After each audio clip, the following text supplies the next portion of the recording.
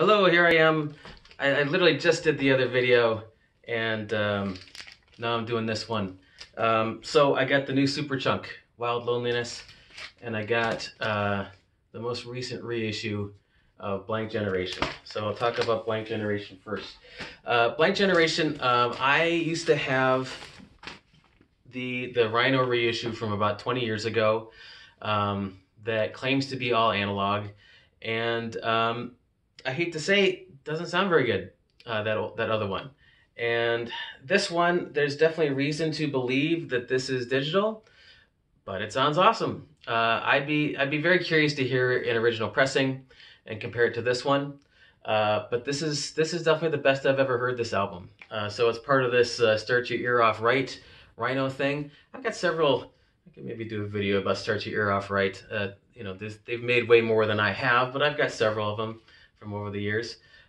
This is on blue vinyl, and this is from a 2017. It's a repressing of the 2017 remaster, and the details of that, it says here, this reissue mastered by Greg Calby at Sterling Sound, 2017. Lacquers cut by Ryan Smith at Sterling Sound, 2017. Little bit difficult to interpret that because I'm pretty sure Greg Calby cut the original version of this. And especially after talking to Kevin Gray, like, gave me the impression that, like, it could be that Ryan Smith just used Greg Calby's mastering notes, and so that's why Greg Calby also gets credit. So it's really hard to say. Again, you know, I tend to think they'd be shouting it on high if it truly were all analog. At a certain point, though, if it sounds great, you just got to say, fuck it, whatever, it sounds great, so leave it at that. But like I said, I like to compare it to an original pressing. Reissue, yeah, anyway. So this, of course, is, you know, this band itself was short-lived. Richard Hell, originally known for being in television. He was out of television before they put their first record out, but I think he did a single or two with them before they put an album out. Richard Hell was also in the Heartbreakers, I believe, very briefly in a version of the Heartbreakers. And this is kind of his own thing. With, most interesting to me, is Mark Bell, soon to be known as Marky Ramone. Mark Bell was in this other band called, I think it was called Dust.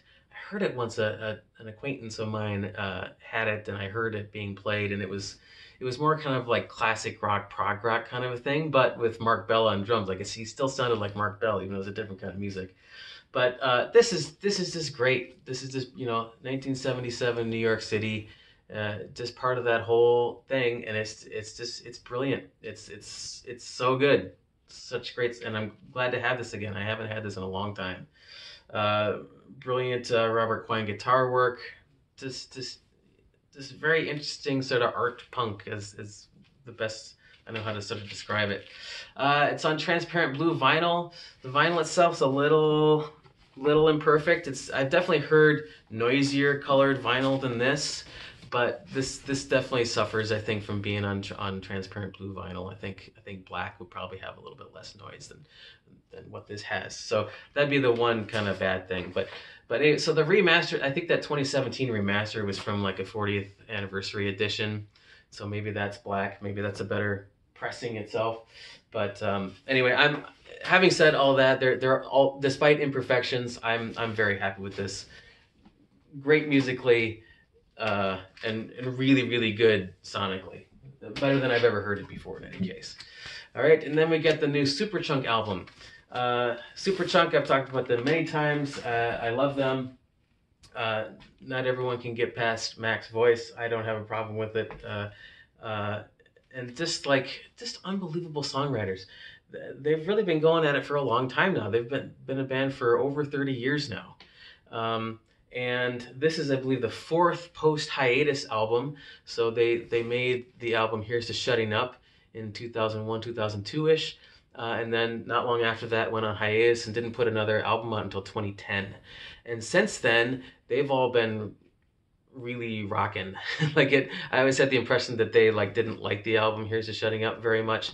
And that ever since then, they're like, no, we're actually a loud rock band. And that's how we're going to do it.